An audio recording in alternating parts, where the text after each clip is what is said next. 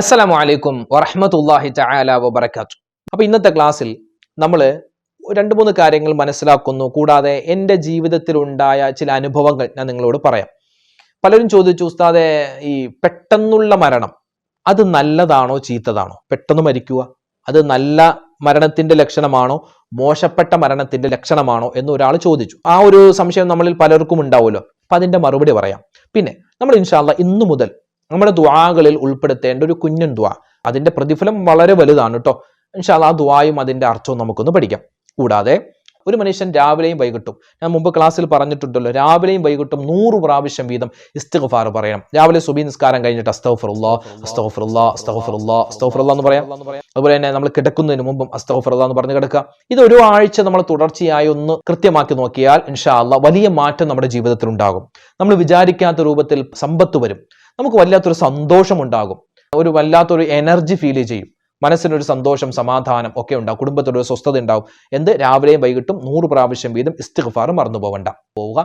നല്ലവണ്ണം ദുആ ചെയ്യുക. ദുആയിൽ പെട്ടതാ ഒരു ദുആ ഞാൻ ഇൻഷാ അല്ലാഹ് ഇന്ന് പറഞ്ഞുതരാം. അതായത് പെട്ടെന്ന് നമുക്കറിയാൻ പറ്റില്ല എപ്പോഴാണ് റബ്ബെ മരിക്കുക എന്നല്ലേ. ഞാൻ നിങ്ങളൊക്കെ മരിക്കും, പക്ഷെ എപ്പോഴാണ് മരിക്കുക എന്നറിയില്ല. അതുകൊണ്ട് ഒരു ദുആ നമ്മൾ നിത്യമായി കൊണ്ടു നടക്കണം. ഏതാണ് ദുആ? അല്ലാഹുമ്മ തവഫനി മുസ്ലിമൻ വഅൽഹിഖ്നി ബിസ്സാലിഹീൻ എന്ന് പറഞ്ഞേ. അല്ലാഹുമ്മ തവഫനി മുസ്ലിമൻ വഅൽഹിഖ്നി ബിസ്സാലിഹീൻ. അല്ലാഹുമ്മ തവഫനി മുസ്ലിമൻ വഅൽഹിഖ്നി ബിസ്സാലിഹീൻ. അല്ലാഹുവേ, മുസ്ലിമായി മരിപ്പിക്കണേ അല്ലാഹ്, സ്വാലിഹീങ്ങളിൽ ചേർക്കണേ അല്ലാഹ്, നല്ല മരണം തരണേ അല്ലാഹ് എന്നാണ് അതിന്റെ അർത്ഥം. അല്ലാഹുമ്മ തവഫനി മുസ്ലിമൻ വഅൽഹിഖ്നി ബിസ്സാലിഹീൻ. പറ, അല്ലാഹുമ്മ തവഫനി മുസ്ലിമൻ വഅൽഹിഖ്നി ബിസ്സാലിഹീൻ. ദുആ മറക്കരുത് കേട്ടോ. ഇന്ന് പരിശുദ്ധമായ വെള്ളിയാഴ്ച രാവാണ്. എൻ്റെ ഉമ്മമാരെ, ഉപ്പമാരെ, സൂറത്തുൽ കഹ്ഫ് നമ്മൾ ഓതാറുണ്ട്. അതോടൊപ്പം തന്നെ നമ്മൾ എന്തായാലും മറന്നു പോവാതെ ഓതേണ്ട ഒരു സൂറത്താണ്. പ്രത്യേകിച്ച് വെള്ളിയാഴ്ച എന്നല്ല, എല്ലാ ദിവസവും ഓതണം സൂറത്തുൽ മുൽക്ക്. സൂറത്തുൽ മുൽക്ക് നിങ്ങൾ ഓതാറുണ്ടാകും അല്ലെ. സൂറത്തുൽ മുൽക്കിന്റെ പ്രതിഫലം, ഏറ്റവും വലിയ ഗുണം എന്ന് പറഞ്ഞാൽ ഖബറിന്റെ അദാബിനെ തൊട്ടുള്ള കാവലാൻ. ഇതറിയാമല്ലോ. സൂറത്തുൽ വാഖിഅ ദാരിദ്ര്യത്തെ തൊട്ടുള്ള വലിയ കാവലാണ്. അതുപോലെ തന്നെ സൂറത്തുൽ ദഹ്ർ, സൂറത്തു സജദ, സൂറത്തുൽ മുൽക്ക് നമ്മൾ പറഞ്ഞു.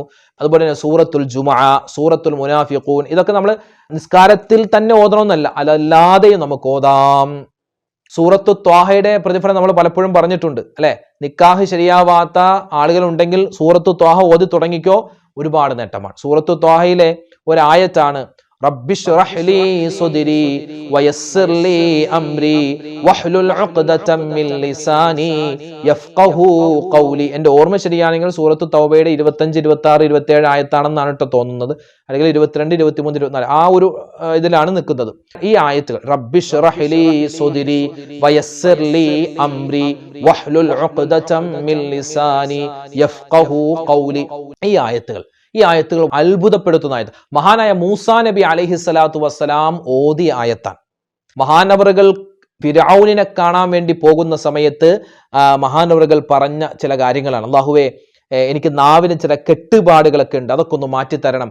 നല്ല ഫ്ലുവൻ്റായ സംസാരം. ഇപ്പം നമ്മുടെ കൂട്ടത്തിൽ 5 വയസ്സായി 6 വയസ്സായി ഉസ്താദെ 7 വയസ്സായി കുട്ടി നല്ലപോലെ സംസാരിക്കുന്നില്ല എന്നൊക്കെ പരിഭവമുള്ളവരുണ്ടാകും. അങ്ങനത്തെ ഒരു പ്രശ്നത്തിൽ ആയവരുണ്ടാകും. അപ്പം നമ്മുടെ കുട്ടികൾക്കൊക്കെ മന്ത്രിച്ചു കൊടുക്കാനും അവരുടെ ബുദ്ധി കൂർമ്മത ഉണ്ടാവാനും ഒക്കെ, നല്ല സ്വഭാവം ഉണ്ടാവാനും ഒക്കെ നല്ലതാണ് ഈ ആയത്തുകൾ. സൂറത്തു ത്വാഹയിലെ എൻ്റെ ഓർമ്മ ശരിയാണെങ്കിൽ 25, 26, 27 ആയത്താണെന്ന് തോന്നുന്നു, അല്ലെങ്കിൽ അതിന്റെ പരിസരത്തുള്ള ആയത്താണ്. റബ്ബിശ്റഹ് ലീ സദ്രി വയസ്സിർ ലീ അംരി വഹ്ലുൽ ഉഖ്ദതം മിൻ ലിസാനി യഫ്ഖഹു ഖൗലി. ഈ 4 ആയത്ത് വളരെ പവറുള്ള ആയത്താണ്. അപ്പൊ ആയത്തുൽ കുർസി ഓതാം. അതുപോലെ തന്നെ ആമന റസൂലു, പിന്നെ സൂറത്ത് തൗബയുടെ അവസാനത്തെ 2 ആയത്ത്. അല്ലാഹ് വിട്ടുപോകരുത്. റബീഉൽ അവ്വൽ മാസമാണ്. ആയത്തുൽ ഹിർസ് അല്ലെ, ലഖദ് ജാഅകും റസൂലുൻ മിൻ അൻഫുസികും. അതിനെല്ലാം വേറൊരു ആയത്തില്ല എന്നാണ് ആയത്ത് നമ്മൾ ഓതുക.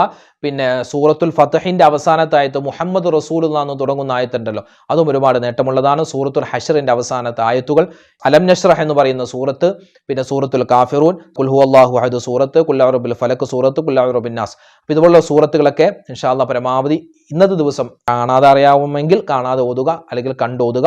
നല്ലവണ്ണം ദുആ ചെയ്യുക. ദുആ ചെയ്യുമ്പോൾ ഒരു ദുആ മറന്നു പോകേണ്ട, ഏത്? അല്ലാഹുമ്മ തവഫനി മുസ്ലിമൻ വഅൽഹിഖ്നി ബിസ്സാലിഹീൻ. ആ ദുആയും മറന്നു പോകേണ്ട. അല്ലാഹു സുബ്ഹാനഹു വ തആല നമ്മുടെ ഈ പരിശുദ്ധമായ ഈ ഒരു മജ്ലിസ് അല്ലാഹു തആല സ്വീകരിക്കുമാറാവട്ടെ. നബിയെ പറ്റി അവരൊക്കെ കരുതിയത് അങ്ങനെയാണോ എന്ന് ചോദിച്ചു. അതായത് സാധാരണക്കാരായ നമ്മളുമായിട്ടൊരു ബന്ധമില്ലാത്ത ആളാണോ എന്ന് ചോദിച്ചു. ഞാൻ പറഞ്ഞു അങ്ങനെയൊന്നുമല്ല.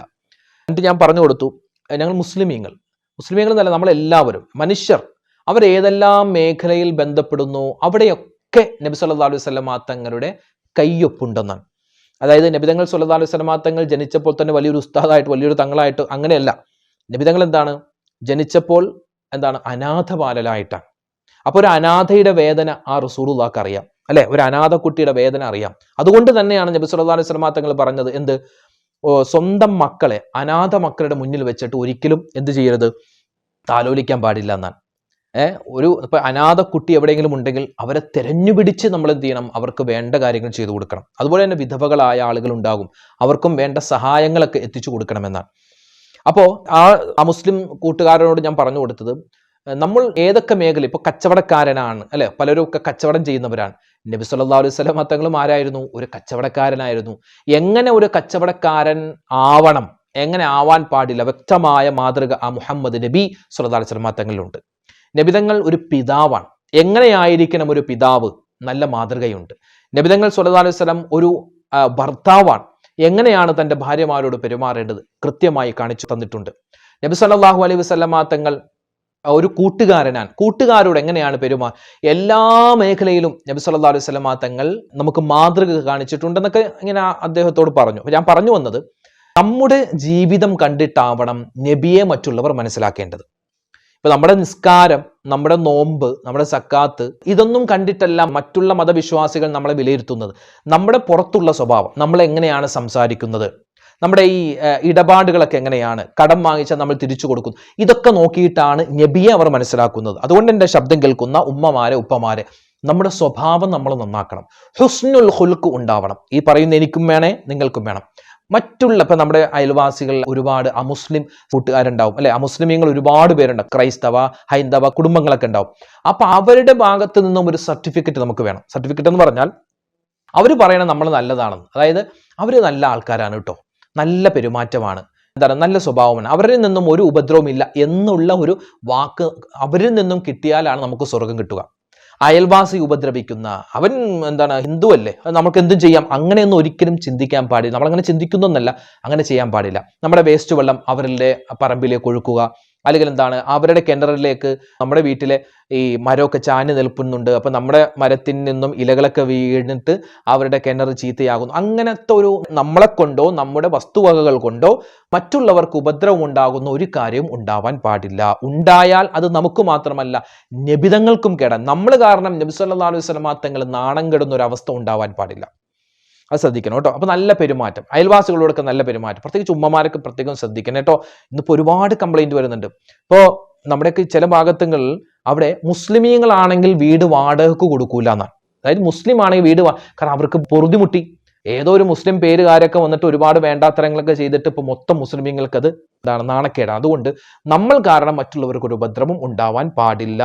അത് കാര്യം പ്രത്യേകം ശ്രദ്ധിക്കുക. എന്താണ് ഒന്നാമതായി പറയാനുള്ളത്. രണ്ടാമത്, നമ്മുടെ ആലപ്പുഴ ജില്ലയിലെ മണ്ണഞ്ചേരി എന്ന് പറയുന്ന സ്ഥലത്ത് ഒരു പ്രസംഗിക്കാൻ വേണ്ടി പോയായിരുന്നു. അപ്പൊ അവിടെ പ്രസംഗമൊക്കെ കഴിഞ്ഞിട്ട് ഒരു വീട്ടിൽ ഭക്ഷണം കഴിക്കാൻ വേണ്ടി പോയി. അപ്പൊ അവിടെ ഒരു ഉപ്പുണ്ട്, ഒരു 70 ചില്ലാണം വയസ്സുള്ള ഒരു വാപ്പ.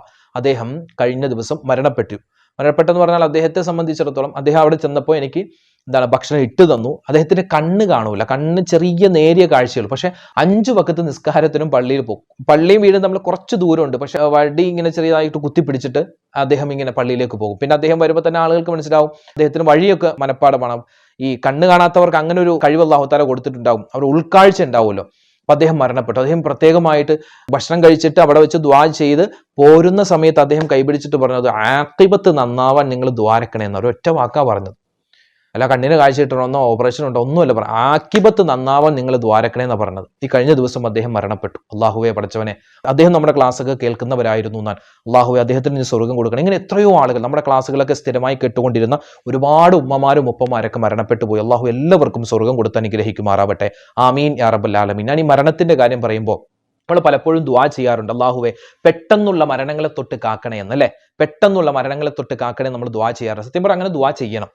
കാരണം നമ്മുടെ ഈ കാലത്ത് ഈ പെട്ടെന്നുള്ള മരണം നല്ലതാണോ ചീത്തതാണോ അതൊരു ചർച്ചയാണ്. പെട്ടെന്നുള്ള മരണം ഈ പ്രവാചകന്മാരാകുന്ന പലരും മരണപ്പെട്ടത് പെട്ടെന്നാണെന്നാണ്. ദിവസങ്ങളോളം രോഗിയായിട്ട് കിടന്ന മഹാനായ ദാവൂദ് നബി, സുലൈമാൻ നബി, ഇവരൊക്കെ പെട്ടെന്ന് മരണപ്പെട്ടു പോയവരാണ്. അതായത് പെട്ടെന്നുള്ള മരണം. ഒരു മുഅ്മിനായ മനുഷ്യനാണെങ്കിൽ പെട്ടെന്ന് മരിക്കുക അല്ലെങ്കിൽ താമസിച്ച് മരിക്കുക അങ്ങനെയൊന്നുമില്ല. അയാൾക്ക് എപ്പോൾ മരിച്ചാലും സ്വർഗമാണ്.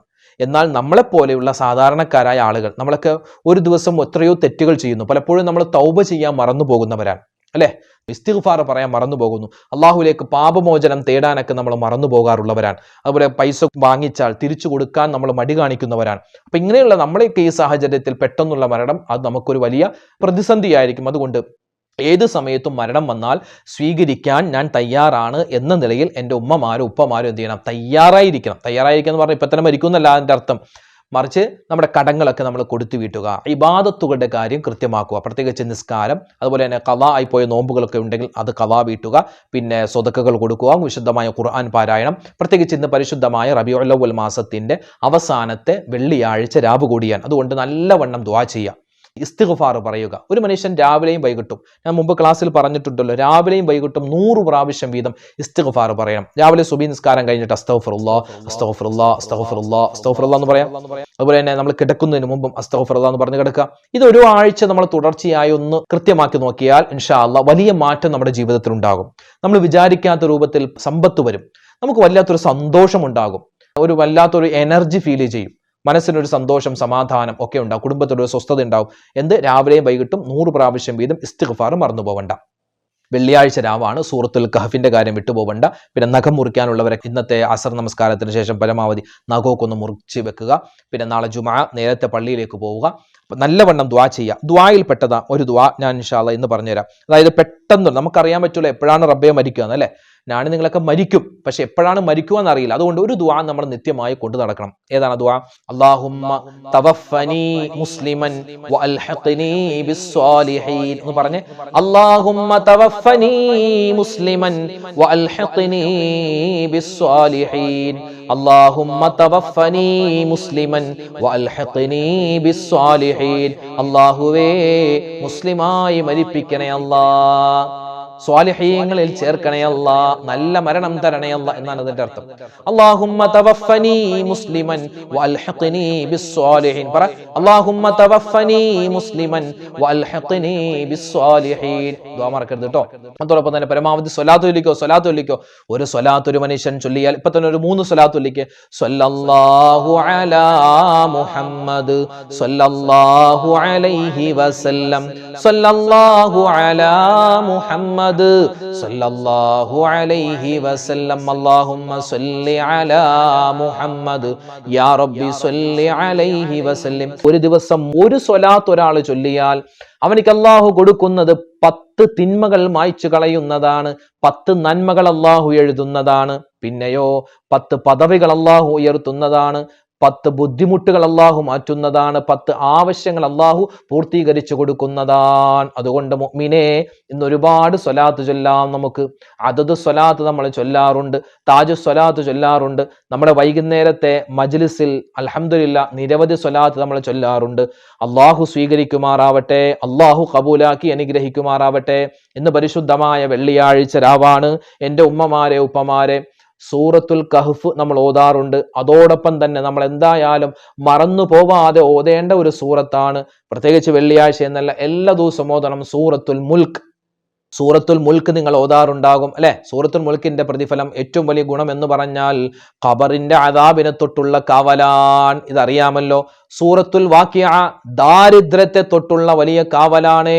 അതുപോലെ തന്നെ സൂറത്തുൽ ദഹ്ർ, സൂറത്തു സജദ, സൂറത്തുൽ മുൽക്ക് നമ്മൾ പറഞ്ഞു. അതുപോലെ തന്നെ സൂറത്തുൽ ജുമുഅ, സൂറത്തുൽ മുനാഫിഖൂൻ, ഇതൊക്കെ നമ്മൾ നിസ്കാരത്തിൽ തന്നെ ഓതണമെന്നല്ല, അതല്ലാതെയും നമുക്ക് ഓതാം.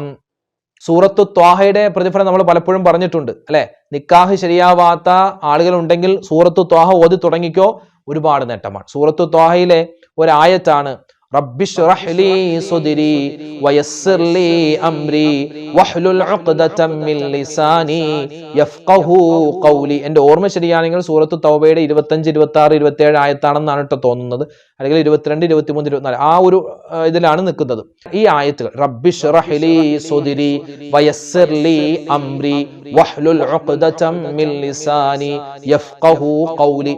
ഈ ആയത്തുകൾ ഈ ആയത്തുകൾ അത്ഭുതപ്പെടുത്തുന്ന ആയത്ത്. മഹാനായ മൂസാ നബി അലൈഹിസ്സലാത്തു വസ്സലാം ഓതിയ ആയത്താണ്. മഹാനവറുകൾ ഫിർഔനിനെ കാണാൻ വേണ്ടി പോകുന്ന സമയത്ത് മഹാനവറുകൾ പറഞ്ഞ ചില കാര്യങ്ങളാണ്. അല്ലാഹുവേ, എനിക്ക് നാവിന് ചില കെട്ടുപാടുകളൊക്കെ ഉണ്ട്, അതൊക്കെ ഒന്ന് മാറ്റിത്തരണം. നല്ല ഫ്ലുവൻ്റായ സംസാരം. ഇപ്പം നമ്മുടെ കൂട്ടത്തിൽ 5 വയസ്സായി 6 വയസ്സായി ഉസ്താദെ 7 വയസ്സായി കുട്ടി നല്ലപോലെ സംസാരിക്കുന്നില്ല എന്നൊക്കെ പരിഭവമുള്ളവരുണ്ടാകും. അങ്ങനത്തെ ഒരു പ്രശ്നത്തിൽ ആയവരുണ്ടാകും. അപ്പം നമ്മുടെ കുട്ടികൾക്കൊക്കെ മന്ത്രിച്ചു കൊടുക്കാനും അവരുടെ ബുദ്ധി കൂർമ്മത ഉണ്ടാവാനും ഒക്കെ, നല്ല സ്വഭാവം ഉണ്ടാവാനും ഒക്കെ നല്ലതാണ് ഈ ആയത്തുകൾ. സൂറത്തു താഹയിലെ എൻ്റെ ഓർമ്മ ശരിയാണെങ്കിൽ 25, 26, 27 ആയത്താന്ന് തോന്നുന്നു, അല്ലെങ്കിൽ അതിന്റെ പരിസരത്തുള്ള ആയത്താണ്.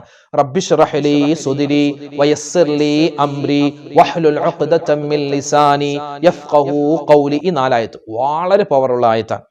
അപ്പൊ ആയത്തുൽ കുർസി ഓതാം. അതുപോലെ തന്നെ ആമന റസൂലു, പിന്നെ സൂറത്ത് തൗബയുടെ അവസാനത്തെ 2 ആയത്ത് അല്ലാഹ് വിട്ടുപോകരുത് ആണ് ആയത്തുൽ ഹിർസ്, അല്ലെ, ലഖദ് ജാഅകും റസൂലും മിൻ അൻഫുസികും. അതിനെല്ലാം വേറൊരു ആയത്തില്ല എന്നാണ് ആയത്ത് നമ്മൾ ഓതുക. പിന്നെ സൂറത്തുൽ ഫതഹിന്റെ അവസാനത്തെ ആയത്ത് മുഹമ്മദ് റസൂലുള്ളാഹി എന്ന് തുടങ്ങുന്ന ആയത്തുണ്ടല്ലോ, അതും ഒരുപാട് നേട്ടമുള്ളതാണ്. സൂറത്തുൽ ഹശ്റിന്റെ അവസാനത്തെ ആയത്തുകൾ, അലം നശ്റഹ് എന്ന് പറയുന്ന സൂറത്ത്, പിന്നെ സൂറത്തുൽ കാഫിറൂൻ, ഖുൽ ഹുവല്ലാഹു അഹദ് സൂറത്ത്, ഖുൽ അഊദു ബിൽ ഫലക് സൂറത്ത്, ഖുൽ അഊദു ബിൻ നാസ്. അപ്പോൾ ഇതുപോലുള്ള സൂറത്തുകളൊക്കെ ഇൻഷാ അല്ലാഹ് പരമാവധി ഇന്നത്തെ ദിവസം കാണാതെ അറിയാവുമെങ്കിൽ കാണാതെ ഓതുക, അല്ലെങ്കിൽ കണ്ടോതുക. നല്ലവണ്ണം ദുആ ചെയ്യുക. ദുആ ചെയ്യുമ്പോൾ ഒരു ദുആ മറന്നു പോവേണ്ടത് അല്ലാഹുമ്മ തവഫനി മുസ്ലിമൻ വഅൽഹഖ്നി ബിസ്സാലിഹീൻ. ആ ദുആയും മറന്നു പോവേണ്ട. അല്ലാഹു സുബ്ഹാനഹു വ തആല നമ്മുടെ ഈ പരിശുദ്ധമായ ഈ ഒരു മജ്ലിസ് അല്ലാഹു തആല സ്വീകരിക്കുമാറാവട്ടെ. ഒരുപാട് നന്മകൾ നമ്മൾ ചെയ്യുന്നുണ്ട്, ഒരുപാട് കാര്യങ്ങൾ ചെയ്യുന്നുണ്ട്. അല്ലാഹു തആല എല്ലാം പോരായ്മകൾ പരിഹരിച്ച് ഖബൂലാക്കി അനുഗ്രഹിക്കുമാറാവട്ടെ. അനവധി ആളുകൾ ഉസ്താദ് പ്രത്യേകം ദുആരക്കണമെന്ന് പറഞ്ഞിട്ടുണ്ട്. അല്ലാഹുവേ പടച്ചവനെ, ആരെല്ലാം എന്തെല്ലാം ദുആ വസീയത്ത് പറയുന്നു അവരുടെയും ഞങ്ങളുടെയൊക്കെ മനസ്സിലുള്ള ഹലാലായ മുറാദ് ഹാസിലാക്കണേ റബ്ബേ. വേദനകളും വിഷമങ്ങളും സങ്കടങ്ങളും മാറ്റിത്തരണേ അല്ലാഹ്. അല്ലാഹുവേ, ഞങ്ങളുടെ വീട് പണി നടക്കുന്നു, എളുപ്പത്തിലാക്കണേ അല്ലാഹ്. ഞങ്ങളുടെ ഭാര്യമാർ, ഞങ്ങളുടെ സഹോദരിമാർ പലരും ഗർഭിണികളാണ്, സുഖപ്രസവം കൊടുക്കണേ റഹ്മാനെ. അല്ലാഹുവെ പടച്ചവനെ, പലരും ഹോസ്പിറ്റൽ കഴിയുന്നു, എല്ലാവരുടെയും രോഗങ്ങൾക്ക് നീ ശിഫാവ് കൊടുക്കണേ അല്ലാഹ്. അല്ലാഹുവെ, കണ്ണേർ സിഹ്റിനെ തൊട്ട് കാക്കണേ അല്ലാഹ്. കടങ്ങൾ മാറ്റി സലാമത്ത് തരണേ അല്ലാഹ്. എല്ലാവിധ ഖൈറും സലാമത്തും റാഹത്തും ഏറ്റമേറ്റം നൽകണേ അല്ലാഹ്. അല്ലാഹുവെ, ക്ലാസ് കേൾക്കുന്ന മുഅ്മിനീങ്ങളെ നീ ഖബൂലാക്കണേ അല്ലാഹ്. ഞങ്ങളുടെ മനസ്സിന്റെ എല്ലാ വിഷമങ്ങളും മാറ്റിത്തരണേ അല്ലാഹ്. ആമീൻ ആമീൻ ആമീൻ യാ റബ്ബൽ ആലമീൻ. അസ്സലാമു അലൈക്കും വറഹ്മത്തുള്ളാഹി തആല വബറകാതുഹു.